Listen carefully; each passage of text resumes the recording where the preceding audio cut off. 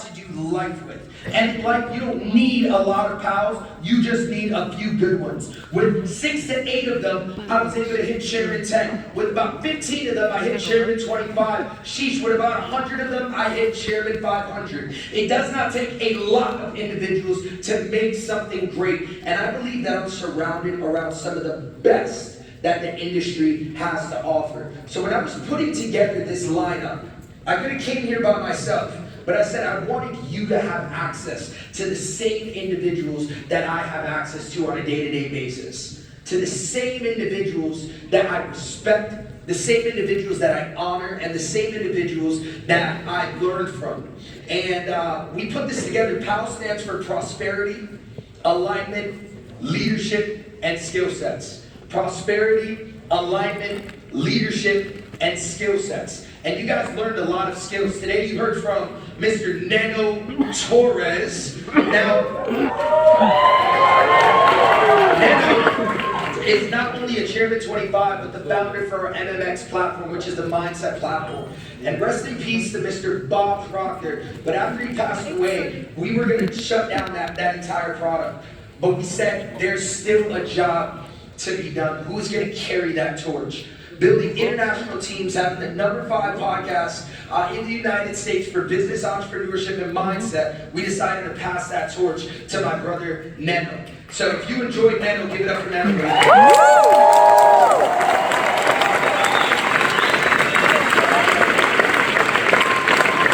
And you guys got to hear from Mr. Lisaldo Tavares. Lisaldo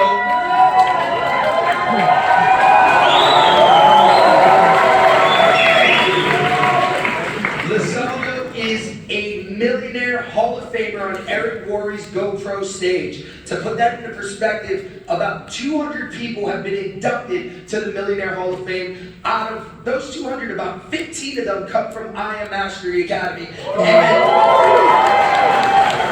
And Mr. Lisaldo is one of them, a Chairman 100, helping create over 20 Chairman 10s and above inside of his organization. This guy is a force to be reckoned with. And as of recently, we haven't announced this yet, but one of our newest corporate executives for leadership development. So he's going to be traveling from place to place to make sure that we're able to take this thing to the next level. Let's get it up for Lisaldo.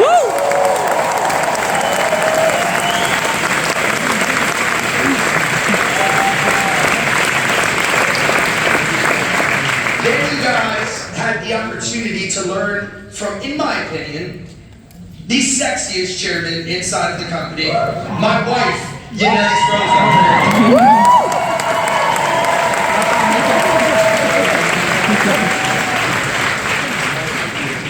After accomplishing 60% of the comp plan of her first company, she decided to partner here within I Am Mastery Academy. Mind you, I was already a Chairman 750, so she joined another company, which blew my mind, but we'll talk about that later. After doing that, she came to this company and in 8 months accomplished the rank of Chairman 10. She was able to enroll nearly 200 individuals utilizing social media, and it only made sense that she became the founder of our social media platform. Let's give it up for Yaneli's right.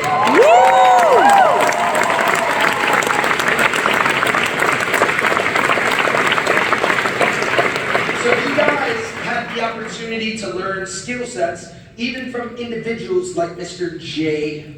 Awall, one of the founders of our foreign exchange package. What's amazing about Jay is that you guys see him right now, he's taking pictures of me. That's how it is that he started. He started off as my creative director, traveling the world with me and watching us on a day-to-day basis do this. And he said, I want to be a part of that impact. So he went out in about a 2-year span, hit the rank of Chairman 10, and then experienced a pullback inside of his business. He said, I'm never going to allow that to happen again. And he began to build the business in order to trade.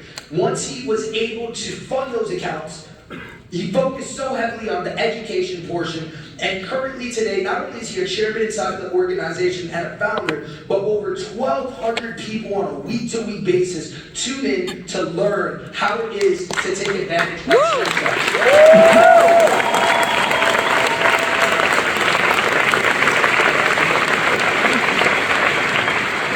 I think the story together because I truly believe that when you combine skill sets and leadership, once they're aligned, you will have prosperity inside your life.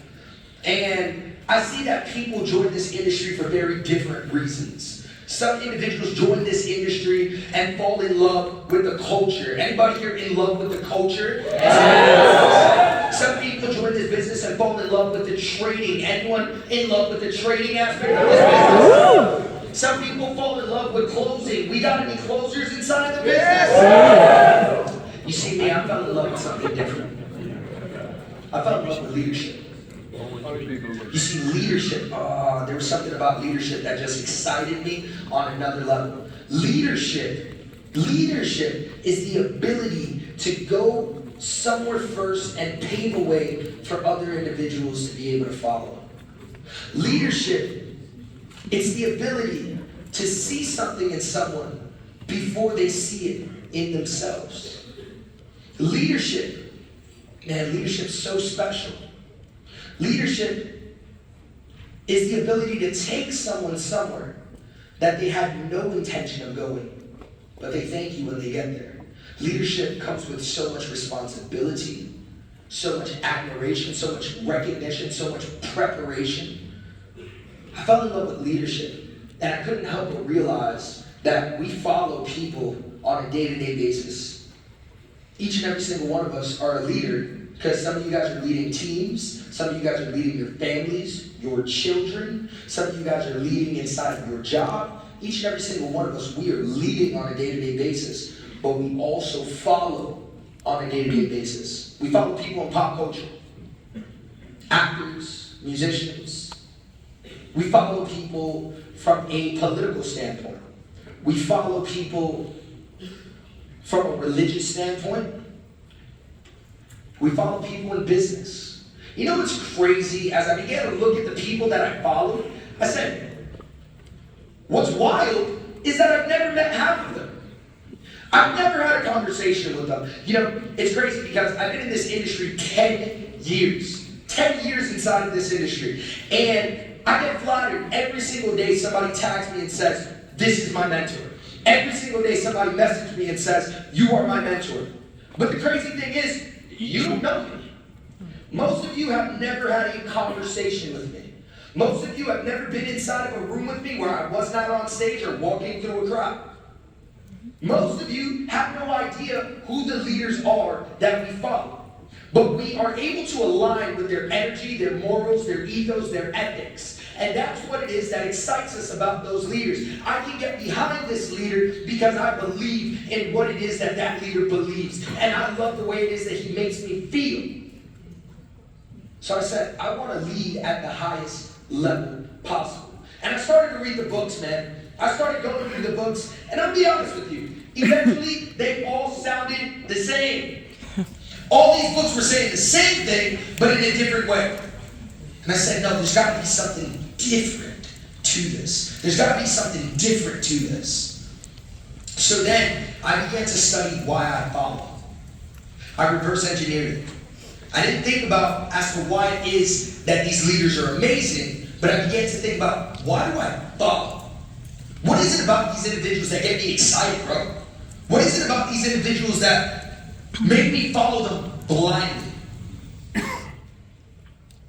I started to realize that all the leaders that I follow, people like Rich Wilkerson from Boot Church, people like Christopher Terry, people like Alex Morton, I started to realize people like Simon Sinek, these individuals had very similar traits in common. Once I identified what those traits were, I began to adopt those traits. And that's my goal today. My mission is to encourage you to adopt these same principles and traits that help elevate my leadership in such a rapid way. Because here's what's going to happen over the next 24 months. Not only are we going to be the #1 company in the world, not only am I going to be the #1 network marketer in the world, but this will be the #1 team inside of the company and inside of the world.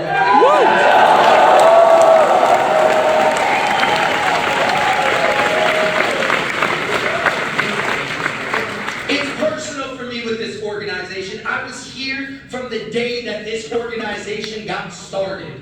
This is personal personal for me. So I'm going to make sure that whatever is needed, we're here to support and make this thing happen with you. But it starts with raising the next wave of leaders. It starts with raising the next wave of the next generation of leaders. And it starts inside of this room. The next 24 months, it is going to go down in a really big way.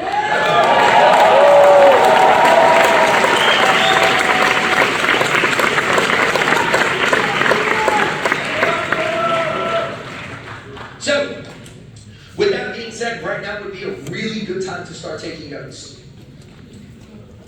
Only reason is because you're going to forget the vast majority of what you learn if you don't write it down.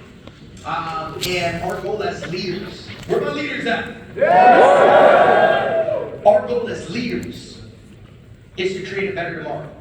We cannot afford to forget what it is that we learned today if we have the intention of creating a better tomorrow. You with me, yes or yes? Yes. So the first trait that I admire about leaders, first and foremost, is that they make things better. They make things a little bit better. You see, as a leader, I'm on this tour right now for 6 weeks, 19 countries deep. 6 weeks, 19 countries deep. Every country that I go to, I have the intent of making and leaving just a little bit better. Every conversation I have, every one-on-one that I have, every time I step on a stage, every time I step on a call, I have the intention of leaving that place just a little bit better than I found it. You know, I'm really into hiking and camping and going outdoors. And whenever we go outdoors, I want to make the environment, I want to leave that environment, not the way I found it, but I want to leave it better than I found it. When you step into somebody's life from a relationship perspective, you want to leave that place and that relationship better than you found it.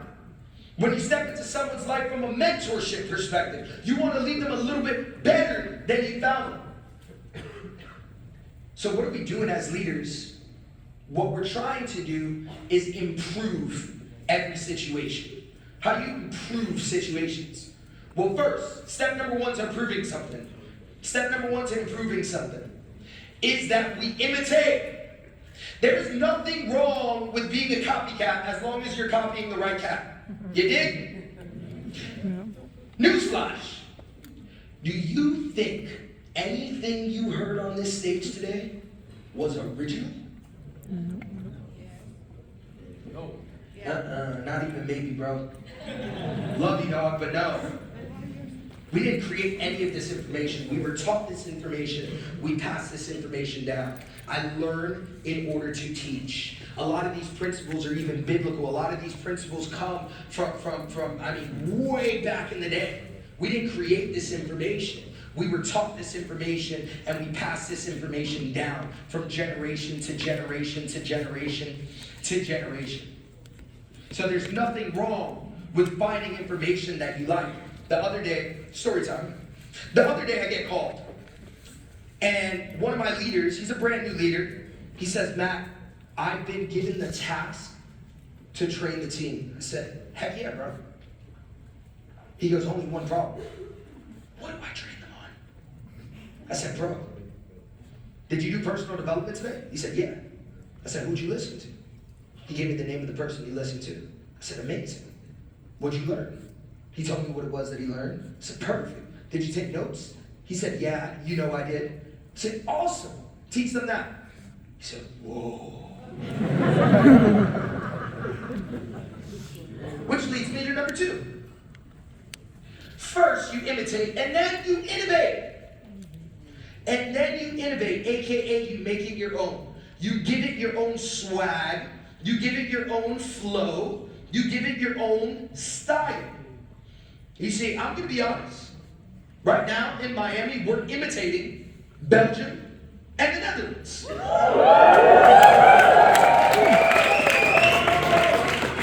guys have set that standard. And alongside of AWOL, Yanelli's, and Neno, we're going ahead and we're launching the Miami market right now. And we took the same concept that you guys have with the Super Saturdays and the boot camps and the culture days, but I'm going to be honest with you. Miami's a lot different than Netherlands. They're a little more ratchet. They like to party. And they got a lot of crazy Latinos and Latinas over there. So we gotta be careful, and we gotta make it our own. But that's what it's about. You take what it is that you believe in. You take what it is that resonates with you, and then you make it your own. And then step number three. Step number three. First you're gonna imitate, then you're gonna innovate, and then you're going to evaluate. You're going to look at what went right and what went wrong. You're going to do more of what went right and less of what went wrong. And then last but not least, you're going to, step number 4, repeat. It's not about starting something, it's about continuing something. You see, in this journey, I'm going to be 100% honest with you, there is no finish line. I maxed out this comp plan. The company has paid me over $45 million before I was 30 years old. I'm still not done. I am still not done. As a matter of fact, I feel like I'm just getting started because I know that the best is yet to come. So you're going to continue the process. And you can learn to improve as a leader anything inside of your life with those 4 simple steps. Step number 1, imitate. Step number 2, innovate. Step number 3, evaluate. And then step number 4, we're going to repeat. The second trait that I admire about leadership is that leaders, my favorite leaders, are always serving. Look at these leaders that we have in front of us today. Look at what they've done on this tour in order to personally serve. Does anyone know what we went through in order to get here today? Anyone spoke about it on stage? None of you guys? Oh, you guys are so humble. You spoke about it? Neto has not had his luggage for 2 days traveling through Europe. This morning we woke up at 6 o'clock in the morning after 3 hours of sleep from doing events with France the night before, and the night before that, and the night before that, and the night before that. We woke up only to find out that Neto's flight had Vueling didn't allow him on. And if Vueling's watching this story, we got problems, bro. So they didn't allow him on the flight because they oversold it. So then we were trying to figure out what's going on. We finally got Neto a new flight. And then from there, our baggages wouldn't make it on. We were the last ones to check into this plane. We slept for an hour, jumped inside of a car, drove for an hour over here, got ready upstairs, haven't showered, and we're here today with you guys in order to make sure you guys grow.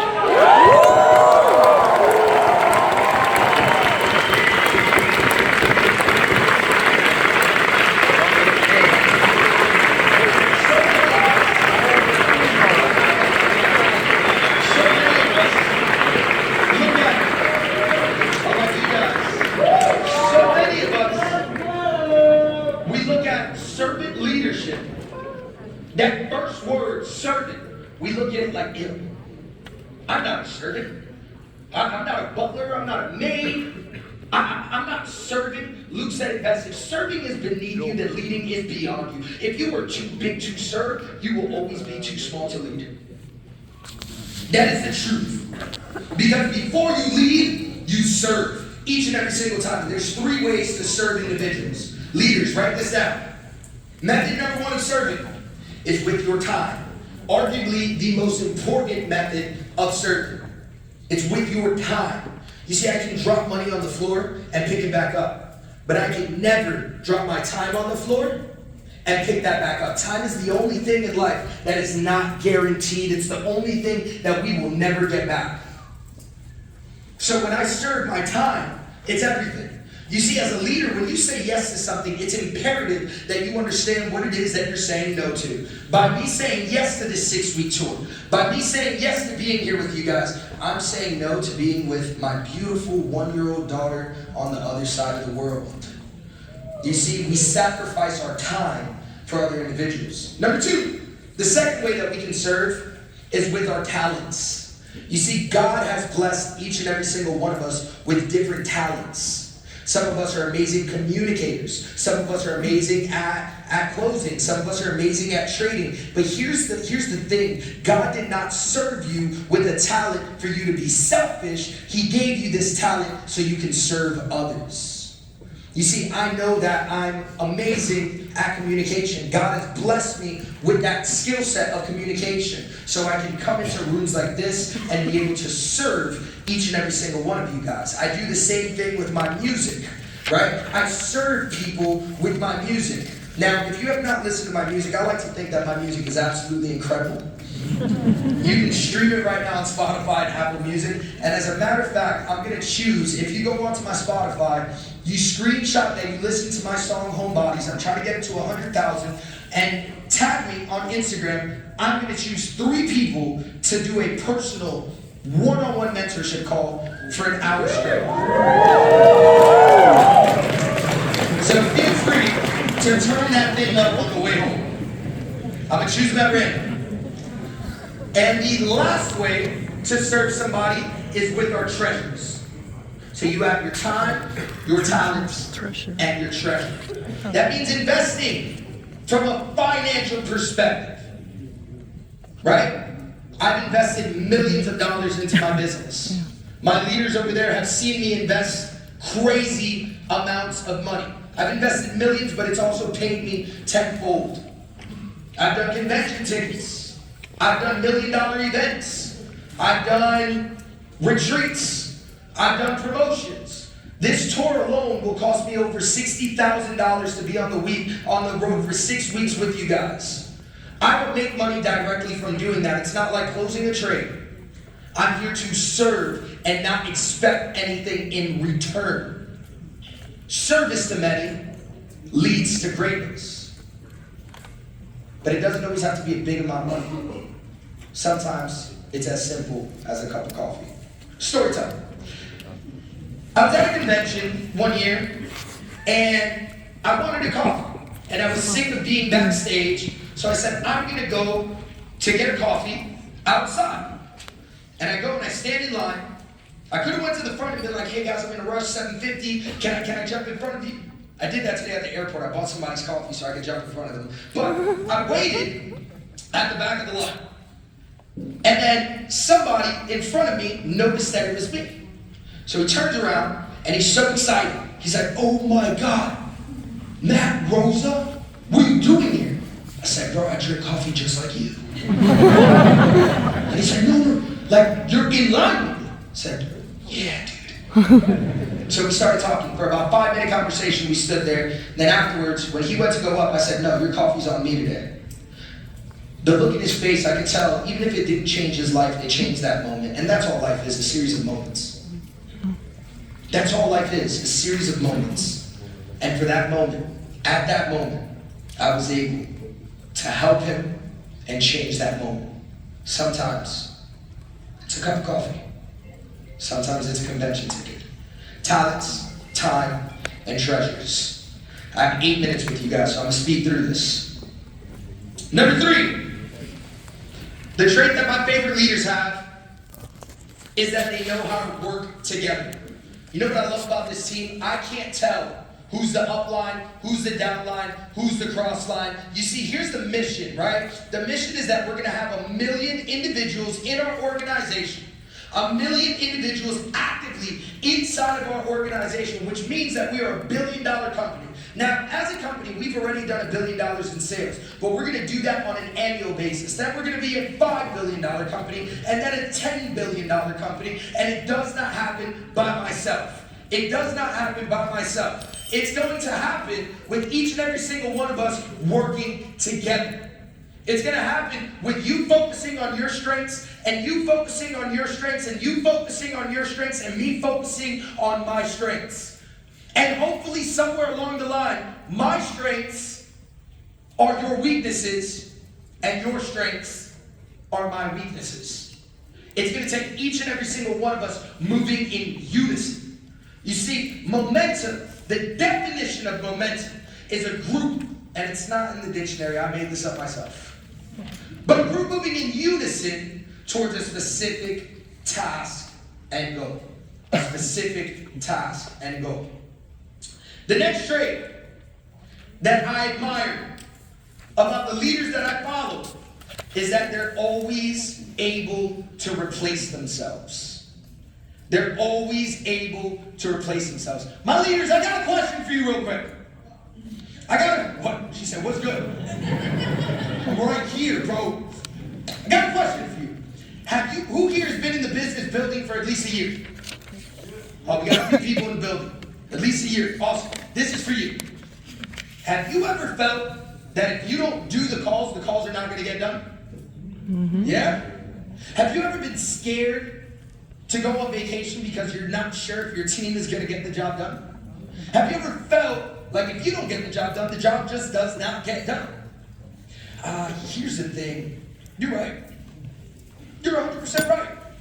And it's your fault. Don't believe me? Story time. I went on a vacation with my wife to the Dominican Republic to see one of our cousins get married. And the entire time that I was on that vacation, I was on my phone. She wasn't in the business at the time, so I remember her telling me, yo, get off your phone, enjoy, be present. And I was like, I can't. I have this call coming up. So I have to promote the call inside of the chat. Then I have to go and I have to do the call. And I'm pretty much edifying myself. But then after I do the call, I have to go and I have to close the people on that call. Then I got to go into the chats and make sure that everyone is taken care of. And then I got to do the same thing for the next call, which is a training. The truth of the matter is that we have not learned to replace ourselves. So if we are not building the business will not be built. But this is a prime example that I've learned to replace myself. Working with individuals like Anthony and working with individuals like Jurgen, if I were to stop building this business today, would you guys stop growing as an organization? Absolutely not. I've learned to replace myself. And a lot of the times, we don't want to replace ourselves in fear that we will not be useful. But here's the thing, just because you replace yourself does not mean you are not useful. You see, I'm not going to not teach you guys in fear that you leave. What I fear more is not teaching you guys and you guys staying in the business. What good is an organization if they don't know how to do what it is that I do, speak the way it is that I speak, present the way it is that I present? I don't judge a leader based off the money that he's made, the rank that he is, because a rank is the lowest level of leadership that there is. However, I do judge a leader based off of the quality of leadership inside of his inner circle, the quality of leadership underneath his leadership. And I think that's really important for us to understand. And then last but not least, my favorite leaders, they know how to remain flexible. They know how to remain flexible. We have anybody that goes to the gym in here? We got some gym rats in here? And I know Anthony goes to the gym. I told him he's not allowed to take his shirt off in front of my wife anymore. Too sexy. Who here feels strong when they're at the gym? Yeah? We got some people that squat. Some deadlifts. For the glutes. Some bench press. So you feel strong. I'm gonna ask, how strong are you? Very strong. Have you ever done yoga? Yes. Mm-hmm. You ain't that strong when you do yoga. Mm-hmm. Yoga hurts. How come no one says? Matter of fact, story time. So my wife, before she was a leader inside of our organization, she was an occupational therapist and at one point a yoga instructor. Now, my wife, being my wife, I'm a go supporter. And I went to her class. And I'm in her class one day, and she has us do something called the pigeon pose. If you don't know what the pigeon pose is, I strongly suggest that you look it up on Google so you can understand what it is that I'm saying. But for a man that cannot touch his toes, it is very painful and difficult to be inside of that. So, my wife puts us in this pose. We're in this pose, I'm holding the pose. One leg's back, I'm on the floor, the other one's stretched around this way, and you're supposed to bend over and stretch the back of your hamstrings. So I'm in it. Now when you're in yoga, I don't know if you've ever realized the time goes by real freaking slow. Goes by super slow. And she's walking around in her yoga voice. We are here to breathe in the pain.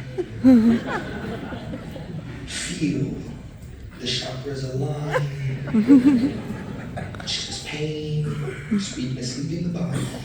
You know that yoga voice that they give during meditations? And in my mind, I'm like, hurry the F up. And then to my surprise, she comes from behind me. And she pushes me even further. Now she can hear the thoughts that were in my mind that day. I don't think that we would be together. But the reason that it hurts so much is because I was not flexible. And in life, if you are not flexible, when change happens, you will be in pain. You see, there's always going to be pain in your life. There's always going to be change inside of your life. As a matter of fact, let's relate it to the business right now. There's always going to be change. There's going to be leadership that comes and goes.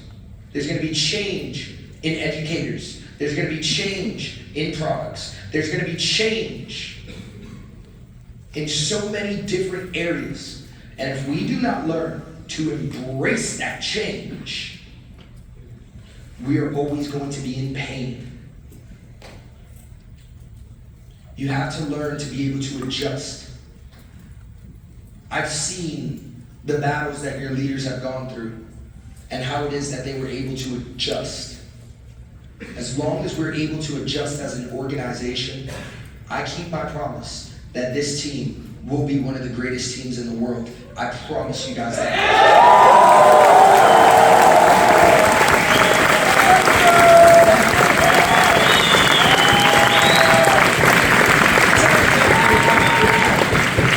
However, I strongly believe that what it is that we celebrate, we accelerate. Whatever it is that we celebrate, we accelerate. We're going to celebrate right now. But we're not going to celebrate like everyone else celebrates. We're going to go absolutely wild. Because I see this team. Right now we have 6 Platinum 5000s. Look at us packing out things like this. We have 2 Chairman 10s and above. Look at us packing out things like this. Imagine when we have 30 Chairman 10s and above inside of this organization.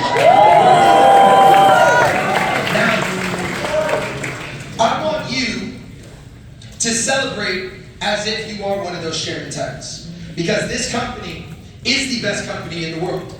Numbers just have not caught up to it. So when I count to 3, DJ, when I count to 3, we're going to rise to our feet and we're going to go absolutely ballistic. And every ounce of energy that you are emitting in this room is pain that you have to struggle through. The louder you scream, the more we release. And by the time we walk out of these doors, we will never be the same. Are you with me?